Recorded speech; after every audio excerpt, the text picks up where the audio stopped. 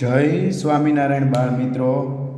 Last વિડીયોમાં આપણે અમુક પોઈન્ટ થિયરીના જોયેલા ચેપ્ટર 9ના. હવે બાકી રહેલા થિયરીના પોઈન્ટની ચર્ચા કરીએ. એ પહેલાં આપણે આગળના વિડીયોમાં ચર્ચા કરી ચૂક્યા કે આ ચેપ્ટરમાં ફક્ત અને ફક્ત થિયરી જ જોવાની છે. તો જોઈએ બાળ મિત્રો આગળની થિયરી. આકૃતિના ક્ષેત્રફળના ગુણધર્મો. તો જોઈએ કેવા ગુણધર્મો હોય આકૃતિ. પહેલું, જો એ અને બી એકરૂપ આકૃતિઓ હોય તો એરિયા ઓફ એ એટલે કે એરિયા ઓફ એ બરાબર એરિયા ઓફ બી.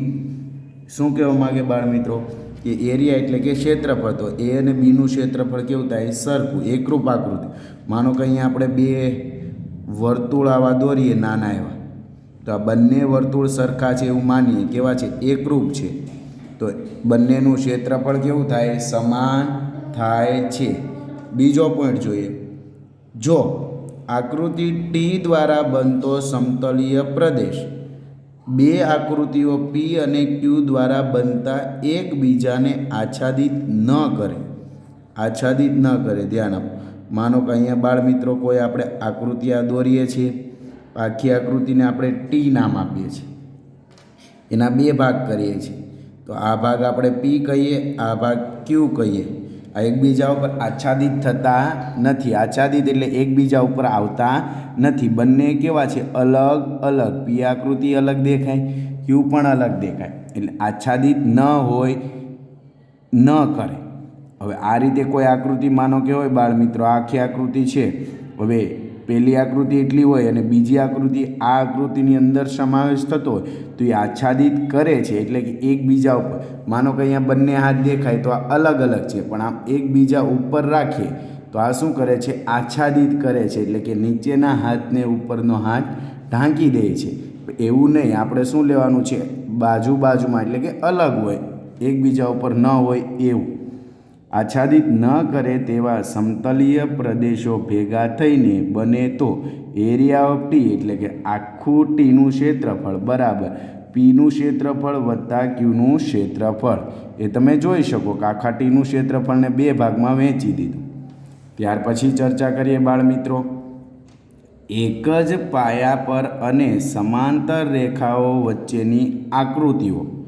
જો બે આકૃતિઓને એક સામાન્ય પાયો હોય. હવે માનો કોઈ પણ આપણે અહીંયા રેખા દોરીએ, આ રેખા દોરી, આ બીજી રેખા દોરી, આ બે રેખા એકબીજાને કેવી છે? સમાંતર.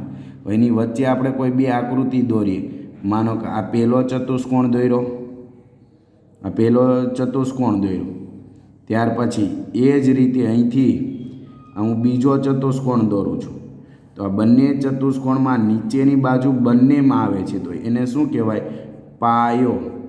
તો આ બે સમાંતર રેખાઓ, એમાં માનો કે એ બી સી અને ડી, પછી અહીંયા આવશે ઈ અને અહીંયા આવશે એફ.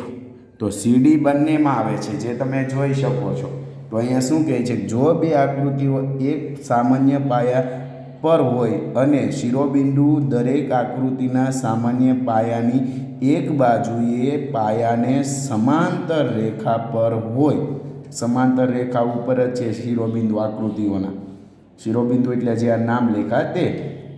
તો બે આકૃતિઓ સમાન થાય, સમાન પાયા પર અને સમાંતર રેખાઓની એક જોડ વચ્ચે આવેલી છે તેમ કહેવાય. સમાંતર રેખાઓની જોડ વચ્ચે આવેલા ચતુષ્કોણો છે એમ આપણે કહી શકીએ. આગળ જોઈએ બાળ મિત્રો. નોંધ આપી છે, બે સમાંતર રેખાઓમાંથી એક રેખા સામાન્ય પાયામાંથી પસાર થતી હોવી જોઈએ. તો જો અહીં એક રેખામાંથી શું થાય છે? બેયના પાયા પસાર થાય છે. બંનેના પાયા કોઈ એક રેખા ઉપર તો આવવા જોઈએ. નોંધમાં એવું સમજાવેલું છે. જો આગળની હવે ચર્ચા કરીએ બાળ મિત્રો.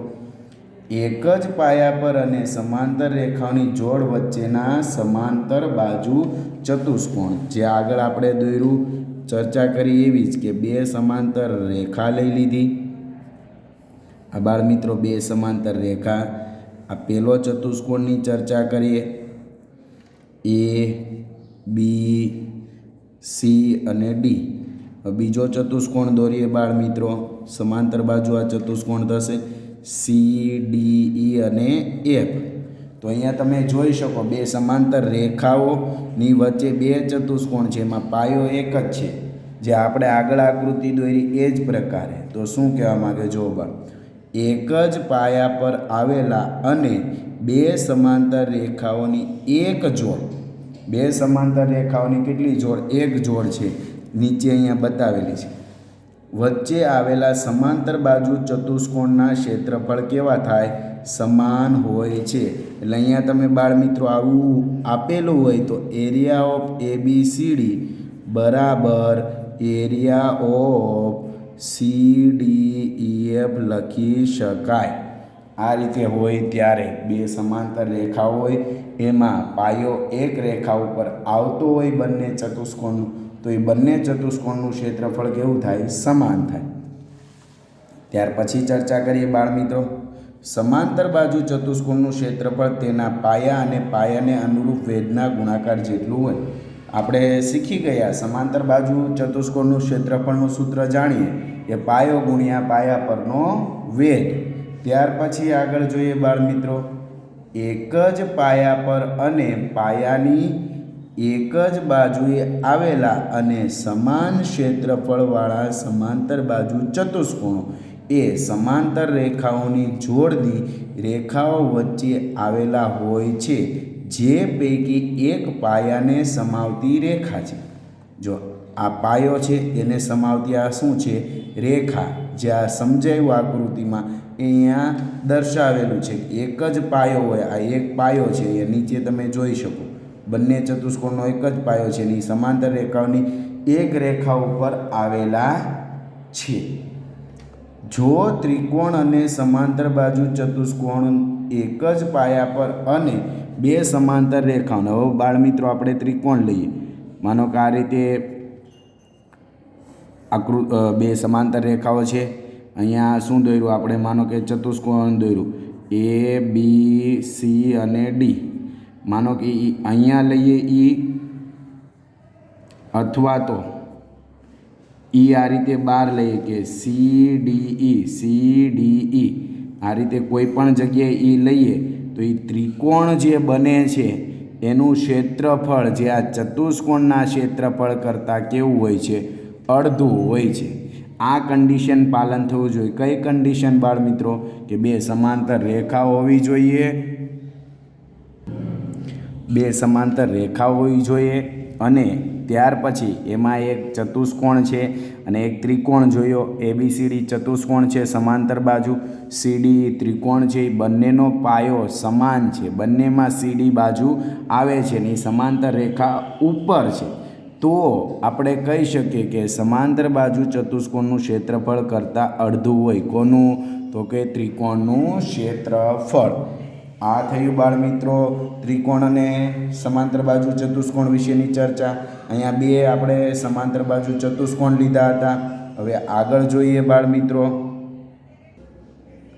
આમાં બે સમાંતર બાજુ ચતુષ્કોણની ચર્ચા કરી એટલે એનું ક્ષેત્રફળ સરખું. અહીંયા સમાંતર બાજુ ચતુષ્કોણ અને ત્રિકોણની ચર્ચા કરી.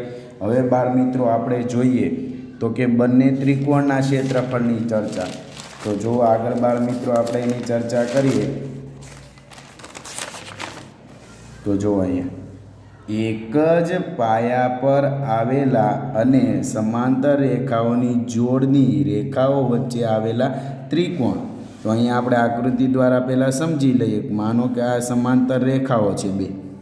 હવે અહીંયા એક ત્રિકોણ આ રીતે છે. માનો કે આ ત્રિકોણ થઈ ગયો. બીજો ત્રિકોણ આ રીતે આપ્યો છે ABC અને બીજો છે BCD. તો આ બંને ત્રિકોણમાં એક જ પાયો છે. તો અહીંયા કહી શકાય કે એરિયા ઓફ ABC બરાબર એરિયા ઓફ BCD. કારણ બંનેમાં પાયો BC આવે છે તો ત્યાં આ રીતે બે ત્રિકોણ આપ્યા હોય અને સમાંતર રેખાઓની વચ્ચે હોય અને પાયો બેયનો કેવો હોય? સમાન. તો એ બંને ત્રિકોણના ક્ષેત્રફળ સરખા થાય.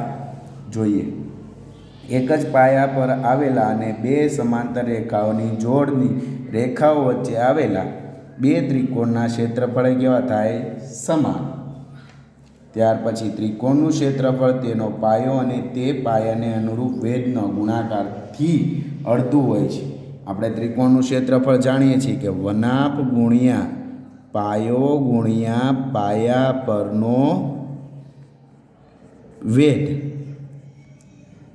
ત્યાર પછી 9.3 પ્રમાણે એક જ પાયા પર આવેલા અને એક જ પાયાની એક જ બાજુએ આવેલા તથા સમાન ક્ષેત્રફળ ધરાવતા ત્રિકોણો બે સમાંતર રેખાઓની જોડની રેખાઓ વચ્ચે આવેલા હોય છે, જેમાંની એક રેખા પાયાને સમાવતી રેખા છે. જે આગળ આ જ રીતે ચર્ચા કરી હતી, આકૃતિ વિશેની ચર્ચા છે કે આ બે ત્રિકોણ છે એમાં એક પાયો સરખો છે અને કોઈ એક રેખા ઉપર આવ્યો છે, તો આ બંને રેખાઓ એકબીજાને સમાંતર થાય અને આ એક રેખા છે એ પાયાને શું કરે છે? સમાવે છે. ત્યાર પછી ત્રિકોણની મધ્યગાનો ગુણધર્મ. ત્રિકોણની કોઈ પણ મધ્યગા તેનું બે સમાન ક્ષેત્રફળોવાળા ત્રિકોણમાં વિભાજન કરે છે. માનો કે આ કોઈ ત્રિકોણ છે ABC. આપણે એડી મધ્યગા દોરી, એડી મધ્યગા, તો અહીંયા કહી શકાય એરિયા ઓફ ABD બરાબર એરિયા ઓફ ADC. બેનું ક્ષેત્રફળ કેવું થાય? સરખું.